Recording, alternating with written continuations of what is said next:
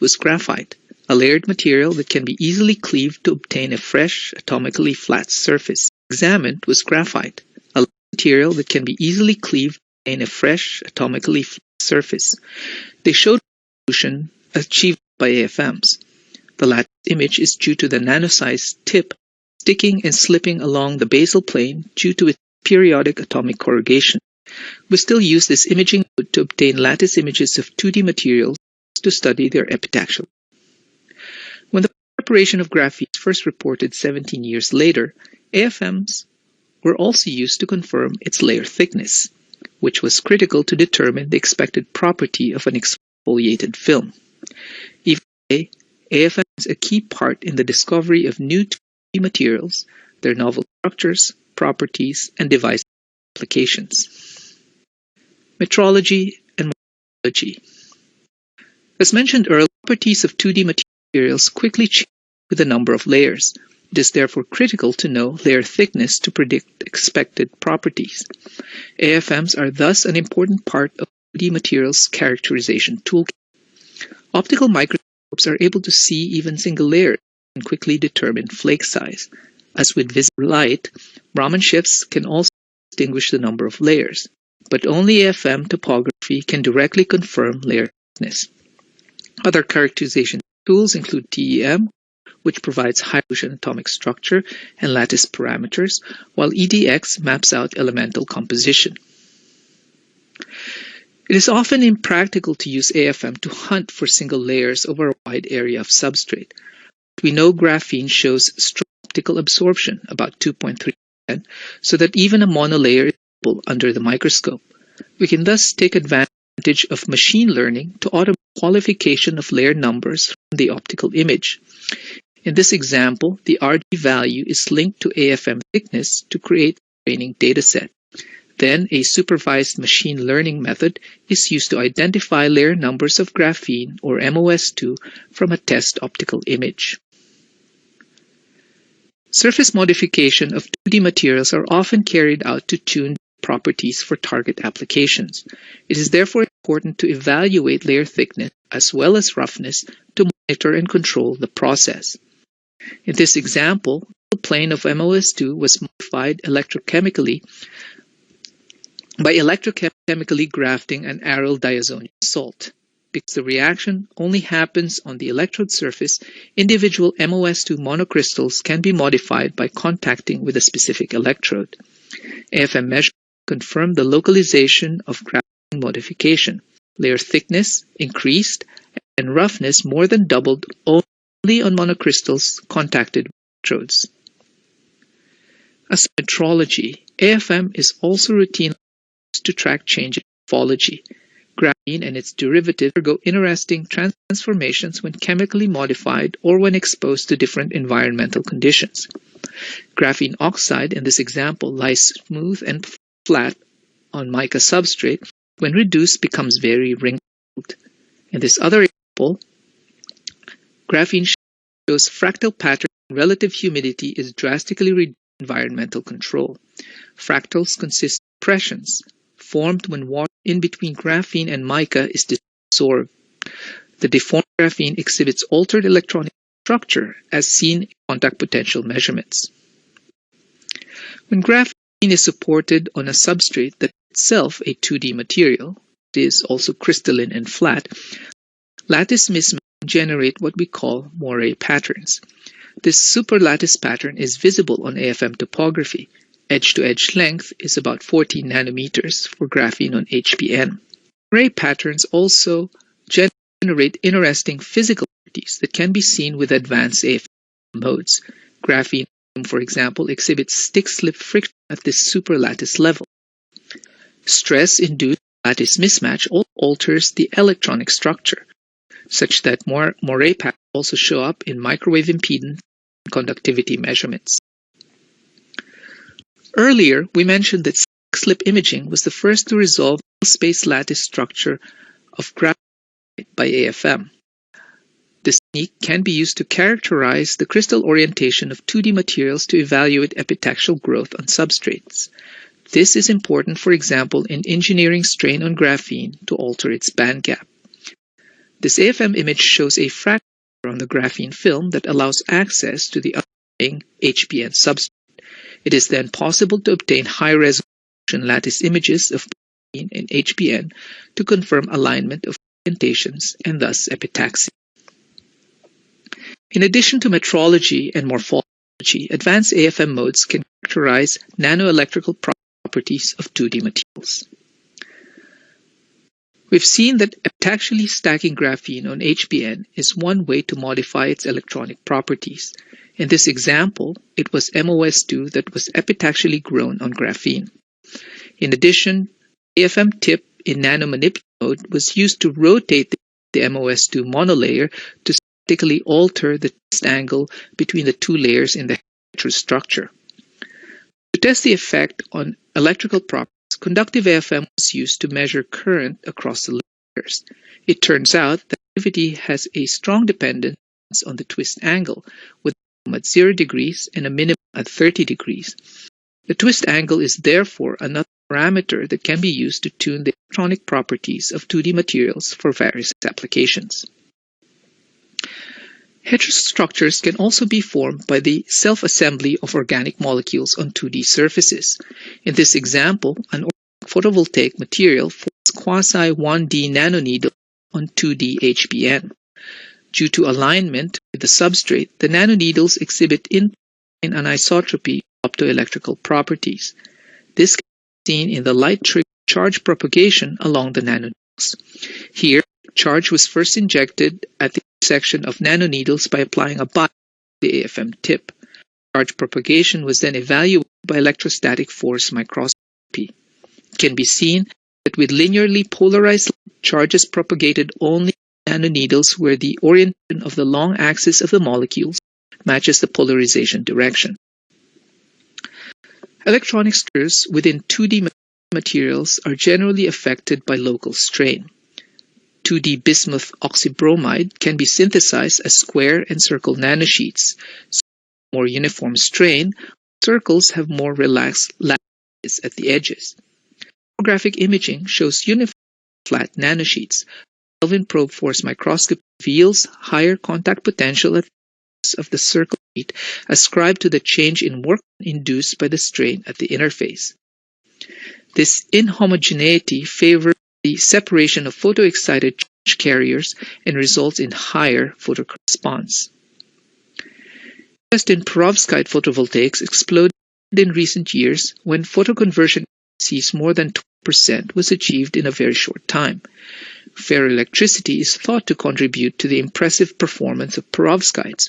Ferroelectrics have spontaneous polarization and dipoles that create asymmetric electrical potential that can separate photogenerated electrical pairs. But the ferroelectricity of methylammonium lead iodide, the most well-known perovskite, is still controversial.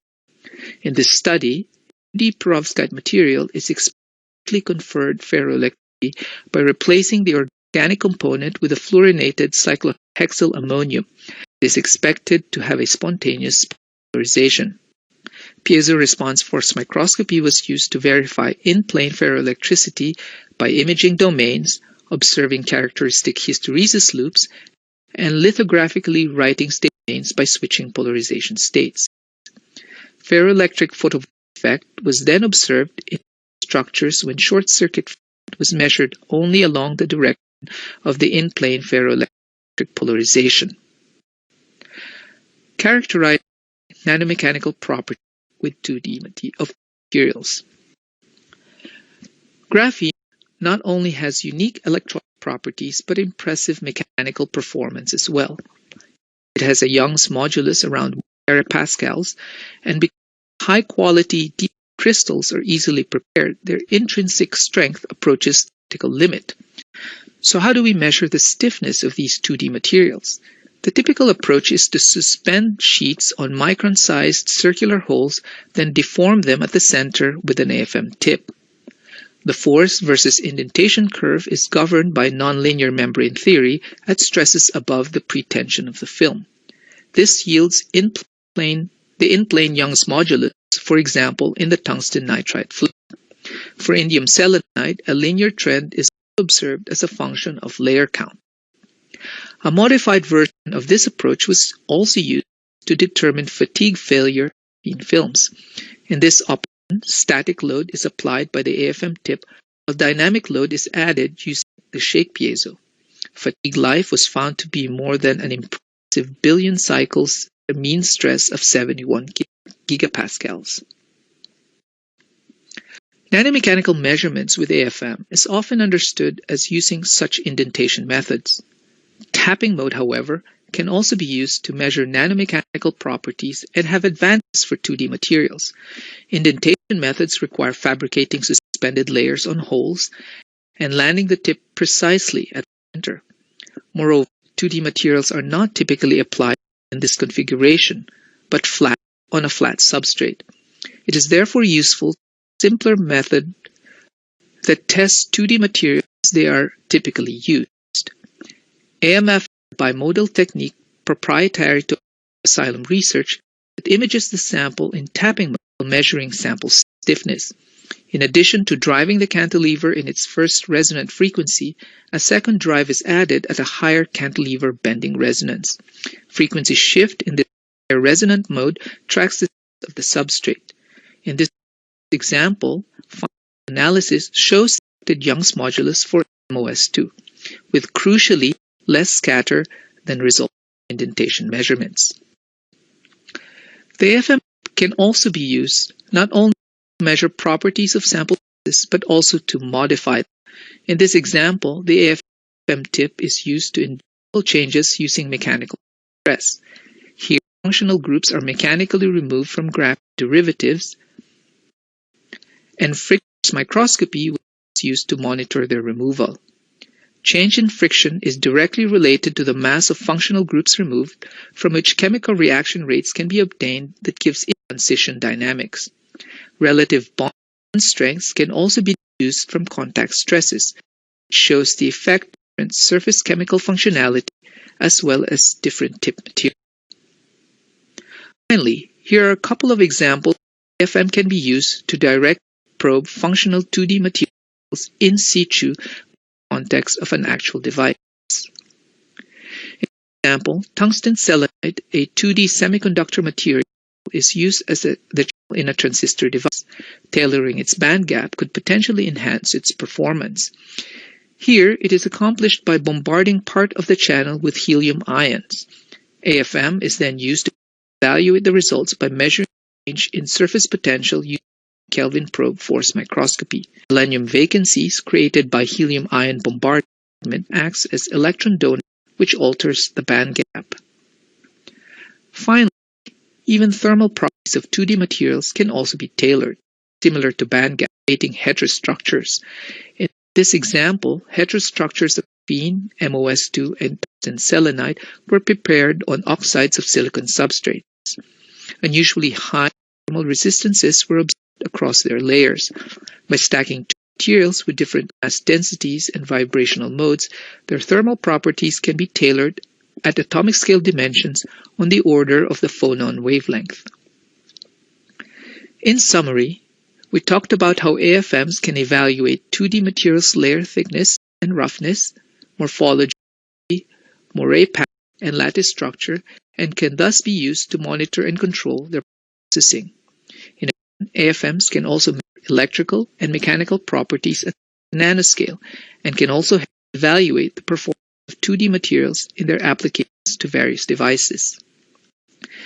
If you want to know more about how AFMs can be used in your 2D materials research, visit our website for application notes and other resources. Professor Zhihai Sheng from Renmin University to talk about his research on interfacial structure and properties of materials. Thank you. Hello, everyone. My name is Zhihai Chen from Department of Physics, Renmin University of China. In today's talk, I will introduce some work of our group on the interface structures and the properties of 2D materials by multifunctional atomic force microscopy. All of the areas shown in this talk were obtained with MFP 3D Infinity, which is a very powerful AFM open for your specific modification, and upgrade. Here is the overview of my talk. Ted just gave a great but brief talk about the AFM applications for the study of 2D materials. Today I will give a talk about the two advanced AFM modes, harmonic electrostatic force microscopy and the friction transverse force microscopy for their applications in the interval electrostatic and mechanical properties and structures of 2D materials. The first one is about the interfacial charge states and water intercalation induced transitions at the hetero interface of niobium disulfide on boron nitride substrates investigated with the harmonic electrostatic force microscopy. First, I will briefly introduce the basic principles of multi-harmonic EFM. As shown in this cartoon, when an AC plus DC bias is applied between the tape and the nipple, their static charge and mobile charge will show different response in different harmonic frequencies. So we can detect the vibration amplitude of AFM cantilever at the 1 omega frequency, which can represent the surface potential, static charges, and so on. The amplitude at the 2 omega and 3 omega frequency can represent the capacitive properties, free mobile carriers, and so on. The sample of the few layered two films were grown by the CVD method on the boron nitride flakes. These NBS films prefer the layer growth mode and triangular or hexagonal form. It is noted that apparent height of the first or the interfacial NBS2 layer is rather higher than that of the other NBS2 layer. This could indicate some special interfacial interaction between the first layer and the bottom boron nitride substrate. The surface potential of the first layer and the second layer were obtained by the Kelvin probe force microscopy. It is also the surface potential of the first layer is 110 millivolts lower than of the second layer. By the multi-harmonic EFM measurement, both the first and second layer show strong dynamic response in the A2 omega signals, which indicate they are metallic with heavier mobile charge carriers. So we propose that it could be the charge transfer at the hetero interface contribute the lower surface potential of the first layer. To directly the charge transfer in the NBS2 and the nitride, AFM probe were used as a manipulator to peel part of the NBS2 layer. Then the surface of the post-exposed boron nitride surface is measured, which is 236 millivolts lower than of the pre-boron nitride surface, while still show no mobile charges as shown in the A2 omega images. It is apparently that the static charges at the hetero interface is due to the electron transfer from the NBS2 to the insulating nitride substrate. The polar molecules should be intercalated at the hetero interface. Consider the strong interface dipoles from the charge transfer. By control the moisture environment, we monitor the sequential intercalation process of water molecules at the hetero interface. It is noted that water molecules intercalated at the pristine NBS2 on NBS2 interface. By measuring the height of the layer, we propose a water bilayer structure at the interface boron nitride surface. After the water intercalation process, the surface potential of NBS2 is relatively lower than that of substrate of water on boron nitride. It is surprising that the first layer of NBS2 is missing in the A to omega images. So we can conclude that a metal to insulator transition happened at the first NBS2 layer due to the water intercalation at the hetero interface. This transition could be to a charge depletion by the gating effect or a charge density transition, but which is not clear at now. In this slide, the pristine and water intercalated hetero interface NBS2 on boron nitride were directly compared with each other. For understanding the above results, by changing the DC voltage applied by the AFM tape, we do not find any response in the A to omega images by the effect. It seems that the metal transition is not due to a simple depletion by the interfacial effect. We further confirmed the above results newly developed the scanning microwave impedance microscopy. The basic principle of SMIM was to detect reflected microwave signal. Then the conductivity and the permittivity of the sample could be measured.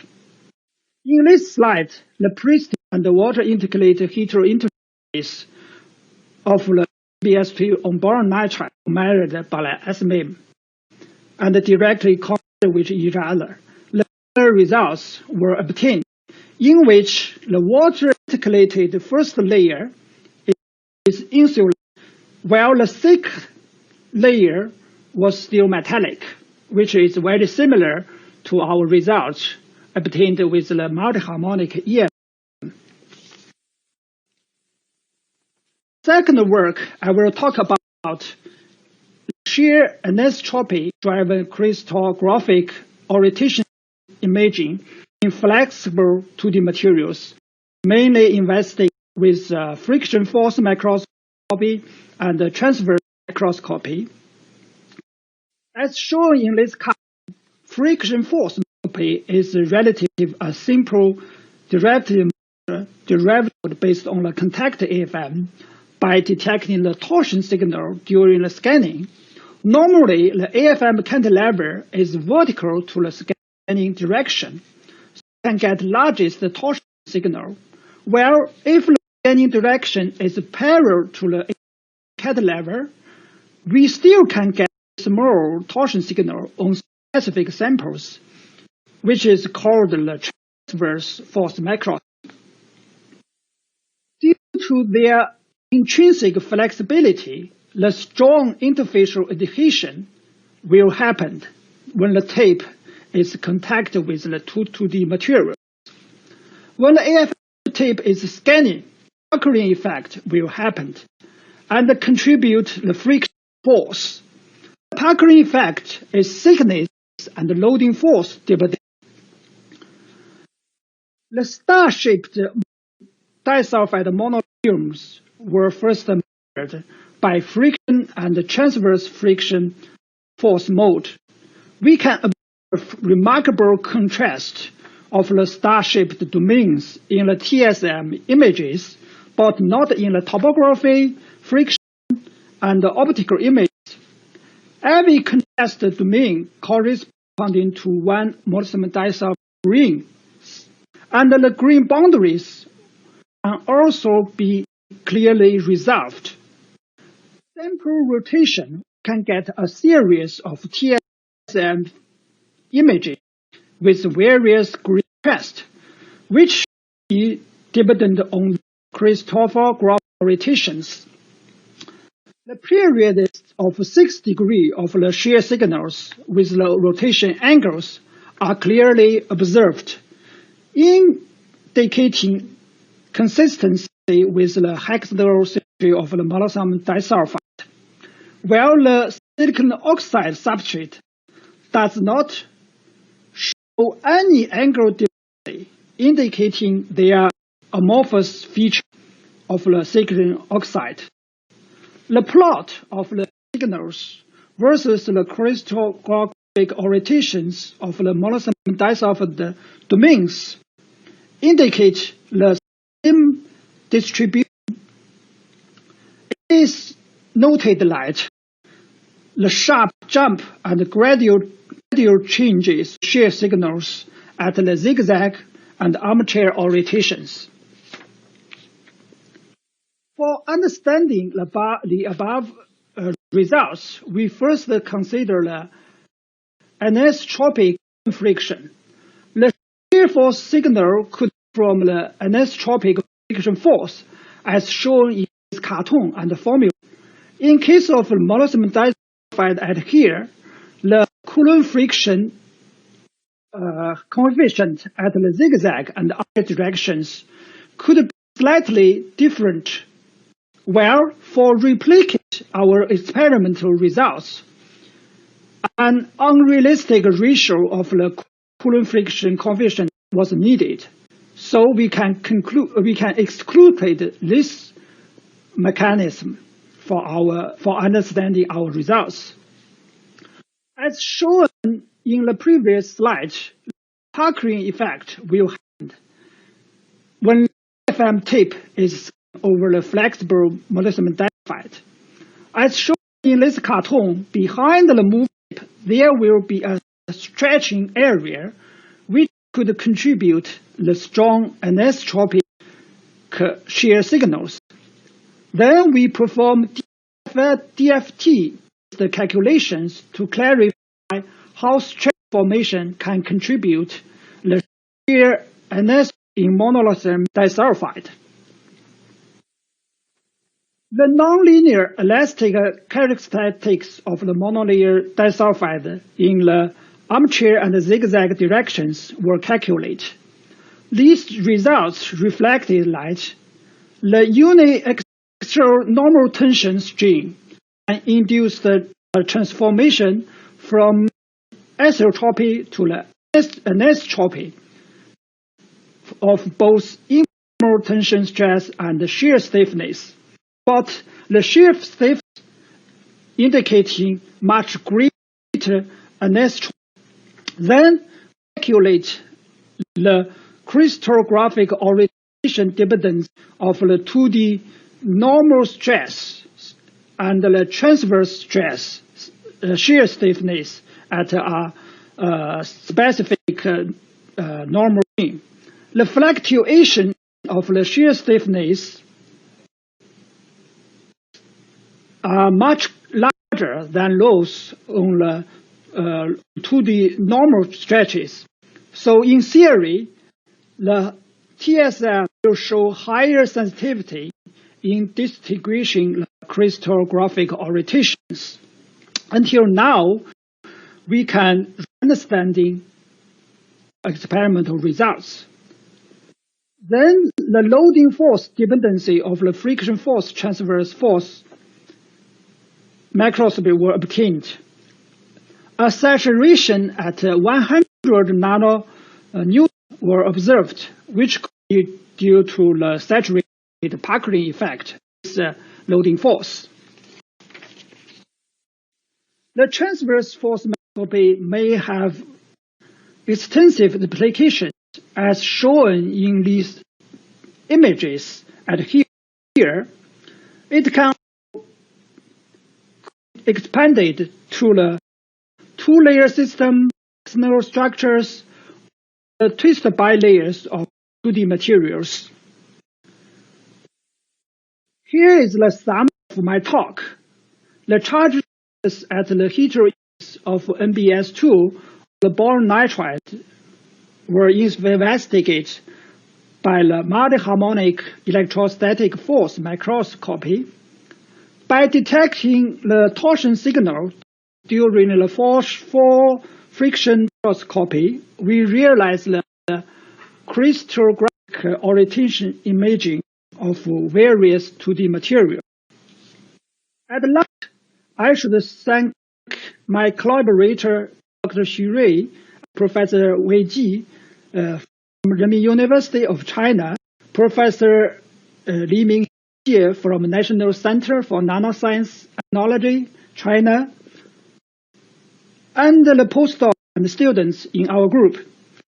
I should also thank the technical support from the Asylum Research of the above were funded by these funding agencies. Thanks for your attention.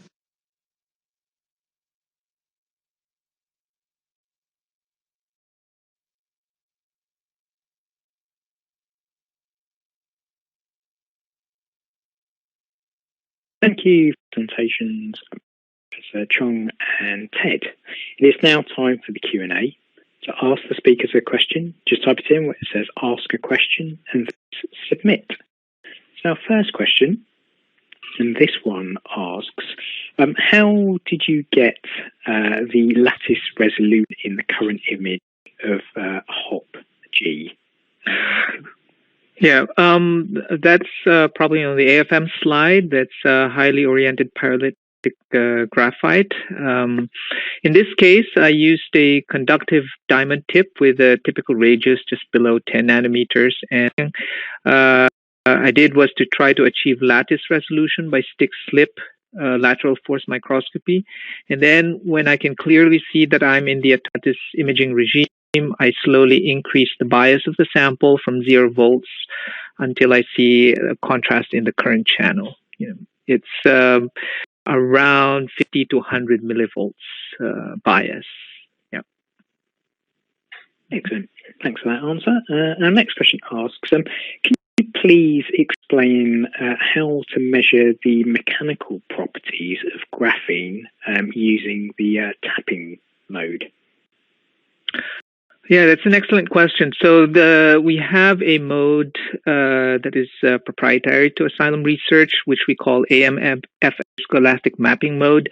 This is a tapping mode technique where you drive the cantilever at 2 resonances. The first resonance is used the way you would use it in tapping mode imaging, but the second resonance is phase locked, so you can measure frequency shifts. And so the frequency shift is sensitive to stiffness of the material underneath the tip, and that's why we can measure stiffnesses while even doing tapping mode, because typically when people think of nanomechanics, they think of force curves, but you can actually also do nanomechanics using tapping mode imaging. Thanks, Ted. And here's another question for you too.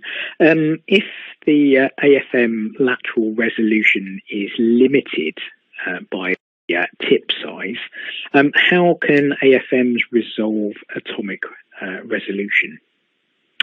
That's a good question. When people say they can do atomic resolution with their AFMs, they're mostly referring to lattice imaging using lateral force microscopy. In this mode, the tip obviously larger dimension than the atoms you're imaging, so you're actually not going to get single atom resolution, but lattice corrugation. So it's like, for example, a baseball bat over a chicken wire. The head of the bat is larger than the features of the chicken wire, but you can detect the periodicity of the chicken wire. Now, for real single atom resolution, we usually achieve this by using tapping mode at very, very small amplitudes, so that even if your tip is not atomically sharp, at these very small amplitudes, the tip sample interaction can be dominated by an overhanging atom at the end of the tip. So, and you would know this, that you're in this regime when you start seeing single point defects on your images, and then that's true atomic resolution. Excellent. Thanks for that. And our next question asks, some 2D materials are unstable, so be reactive under ambient conditions. Can AFM make these measurements under better controlled conditions? Yeah, so that's another good question, and that is relevant specifically to materials such as perovskite and, for example, lithium battery materials, which are air-active. There are several ways you can work under inert atmosphere conditions. You can obviously place the entire AFM in the glove box, and both the Cypher and MFP3D can be operated in such a manner, although the Cypher is probably more fit for this operation because it's inherently noise-affecting. As you know, the glove box has some pumps, running to keep the atmosphere inert. Now, however, this limit the access to the AFM. So for the Cypher ES, for example, you can use the glove box transfer kit to prepare your hermetic cell in the glove box, including the sample and the tip, seal it, and then take it out of the glove box and install it in your Cypher ES system, which is in outside the glove box, for imaging under inert gas flow. So those are a couple of ways you can do inert atmosphere imaging. Mm-hmm. Excellent. And I suppose following on from that, our next question asks, how did you control humidity in the graphene fractals experiments?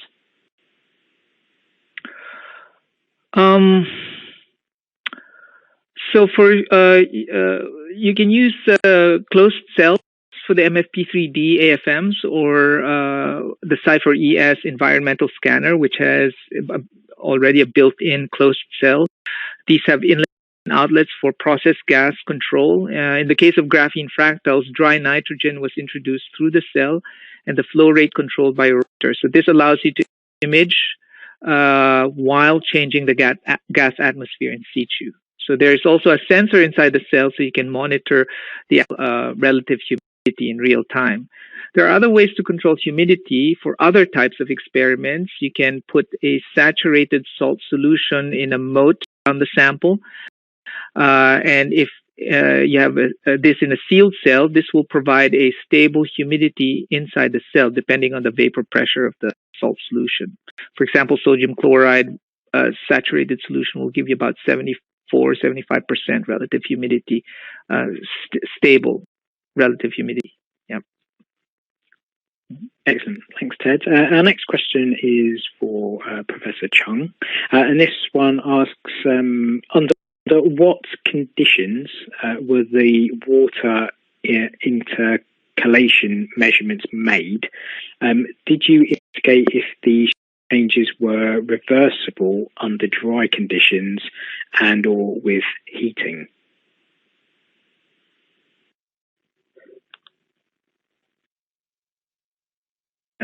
Professor Chung, are you still there?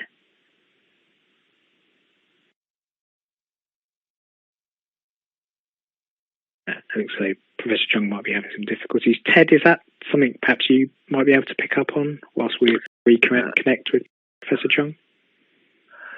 All I can say is from the graphene fractal experiments where we start with graphene in ambient condition and then flow in nitrogen gas, you can see the fractals form, which is an indication of water being desorbed between the graphene and the mica, where the graphene is placed. And then when you flow air back again, or you stop the nitrogen flow, you lose the fractal. So at least in that experiment, it's reversible.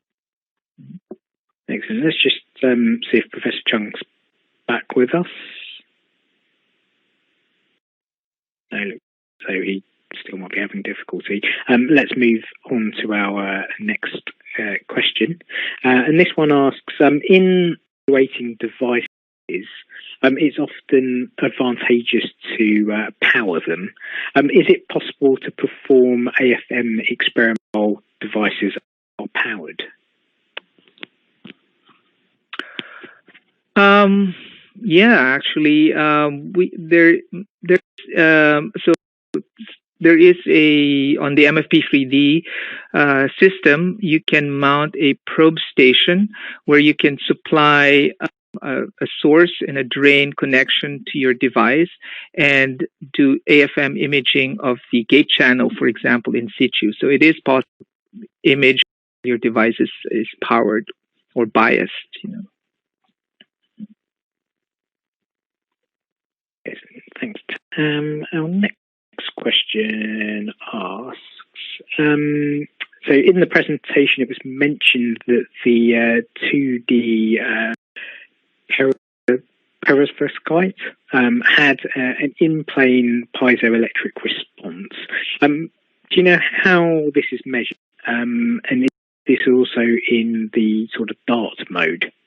Ted, is that something you can pick up on?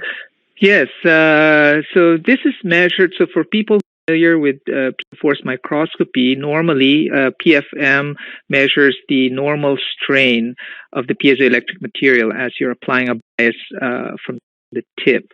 In this paper, or in this experiment, they were measuring the in-plane motions or strains of the piezo material. So this is measured in the same way we measure normal or vertical piezoelectric response, but in this case we are locking in plane contact resonance. So yes, DART can be used also for tracking the in-plane contact resonance peak. We can use the contact, and we use the contact resonance to amplify the weak piezoelectric response because these are in picometers per volt. But this technique is prone to topographic crosstalk. So using resonance amplification has a price because of topographic crosstalk. But DART, which is already in the software, is one of the best and easiest way to minimize this crosstalk and get the real piezoelectric response. So yes, you can use DART for this technique. Excellent. Thanks, Ted. Our next question asks, in AM/FM imaging of MOS2, the indentation channel showed higher indentation than the topographic thickness of MOS2. How are you able to discount the substrate effect? Yeah, it's a good question and a good observation. The indentation depth, as you can see in the image, was about 2 to 4 nanometers, while the MOS2 thickness is only about 0.8 nanometers. So normally when you're doing indentation experiments, you want the indentation to be less than 10% of the film thickness so that you don't get substrate effect. So you do see the effect of substrate on the stiffness of the MOS2 part of the image. However, we do know the substrate stiffness, which is the silicon oxide on silicon wafer, because we are imaging at the edge of the layer. So the researchers for this paper used this fact and finite element analysis based on contact mechanics to intrinsic elastic modulus of MOS2. So there was more analysis done to the data to pull out the intrinsic modulus of MOS2. Mm-hmm. Excellent. Thanks, Ed. Our next question asks, how can contact stress indicate relative bond strength?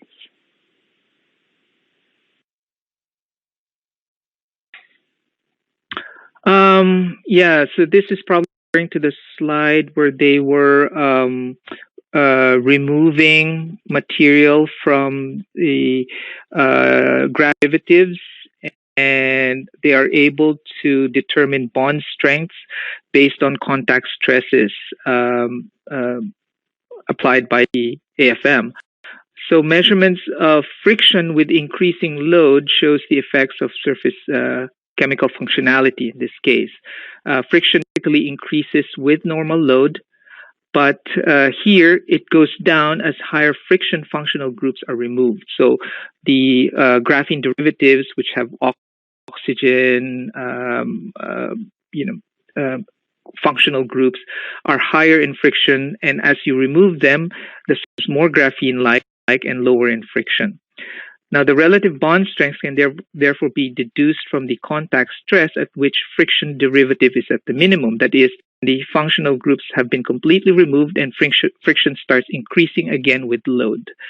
Then you can see that the higher contact stresses at which the material is removed is an indication of a stronger chemical bonds of these functional groups. Excellent. Thanks, Ted. Our next question asks, what is the best substrate for FM analysis of TMDCs? How do you select a suitable substrate for AFM analysis of materials?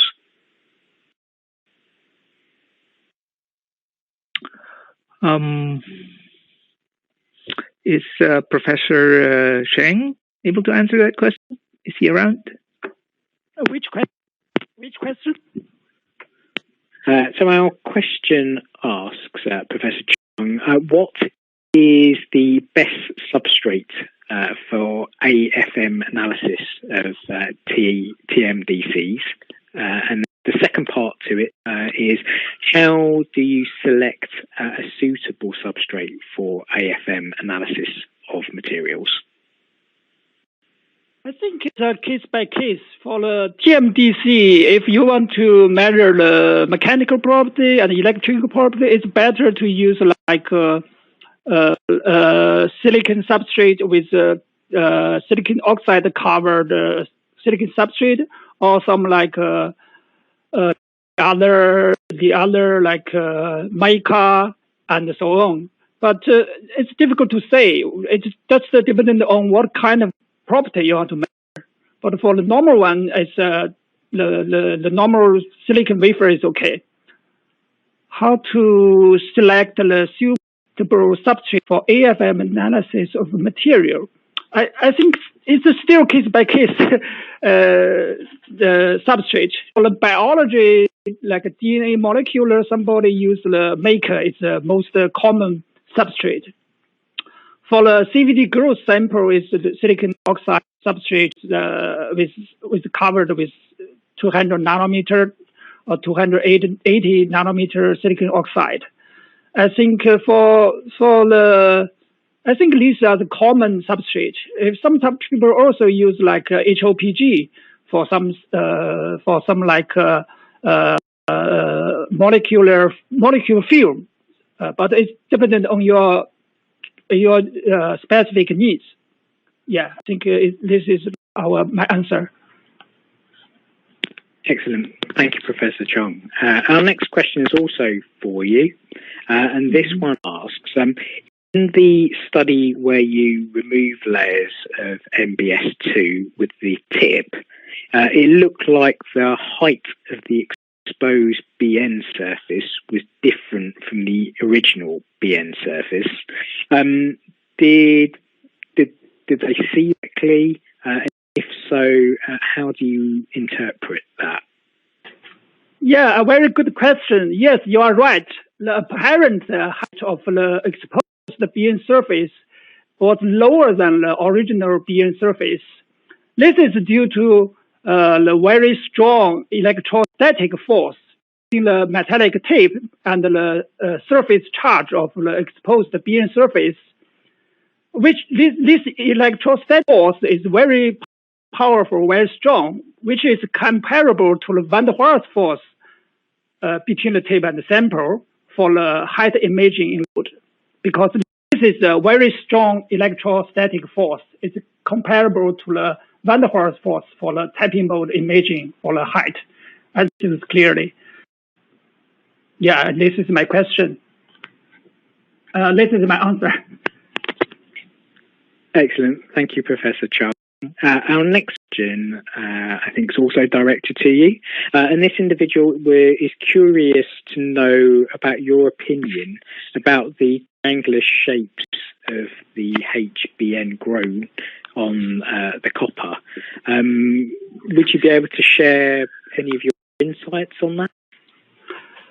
Yeah, I'm not very clear about this question. This triangular shape is due to their hexacrystal structure with their three equivalent zigzag edges of the boron nitride triangular flake. I think there are some line wrinkles.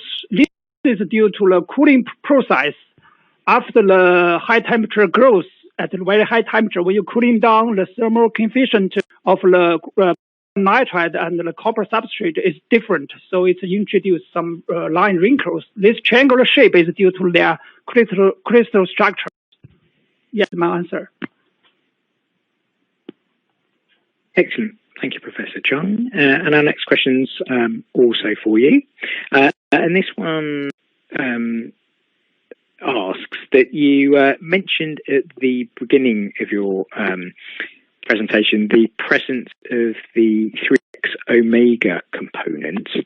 For this individual, they're not clear how this component appears besides the omega and the 2x omega. If they do the V squared, only you see the omega and the 2x omega components are present. Would it be possible for you to add a little bit more detail about that? Yeah, this is a very good question. And normally we just consider the 1 over and the 2 omega. This is clearly there, but for this my formulation there, we just assume the capacitance is not dependent on the tape, on the bias. But actually, for the semiconductor samples, example, the capacitance is also bias dependent. So if the bias, the capacitance is bias dependent, it will use the 3 omega signal there. So it's clearly, it's a tape, it's a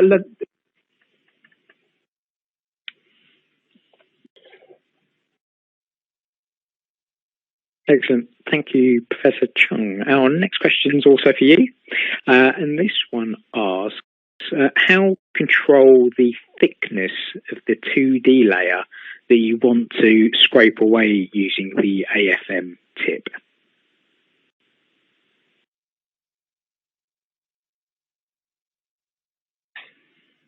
It seems as though we might have lost Professor Chung there.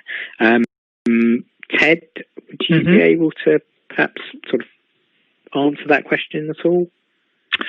I mean, you know, when you're scraping with the AFM, of course, you can control the amount of material you're removing by the force that you're applying to the higher the force applied to the tip, the more wear you will induce on the substrate. Perfect. Thanks, Ed. Our next question asks, what's the difference between transverse force microscopy and friction force microscopy? Ted, is that something you can perhaps answer? Yeah, so that's described in Professor Chung's presentation. My understanding is when you're doing friction force microscopy, scan the tip perpendicular to the long axis of the cantilever. And then you're... Okay, go ahead. Okay, which question I blocked by the line, the problem? The 3 omega signal one, the question? No, there's a new question. What's the difference between friction force microscopy and transverse force microscopy? That's a question now. Okay, very good question. Normally, friction force microscopy is a very common contact mode. For this mode, your cantilever is vertical to your scanning faster direction. You will get a very large torsion signal. You get friction. For the transverse microscopy, your fastest scanning direction is parallel to your cantilever. It's like scanning direction is a 90-degree difference between the friction force and the transverse force. For the friction force, your scanning direction and your cantilever direction is vertical. For the transverse force microscopy, your cantilever is parallel to your faster scanning direction. It's different. Yeah, this is my answer. Excellent. Thank you for Professor Chung. Well, I'm afraid that is all we have time for today. If you did ask a question and have time to answer we'll try our best to get back to you offline after the webcast. I would now like to thank our speakers, Dr. Ed Limpoko and Professor Ji Hai Chong, for their presentations and for answering your questions. And of course, you, the audience, for taking the time to be with us today. Remember, you can watch this webcast again at any time on demand at nature.com webcasts. Thanks for watching, and I hope you'll join us again soon.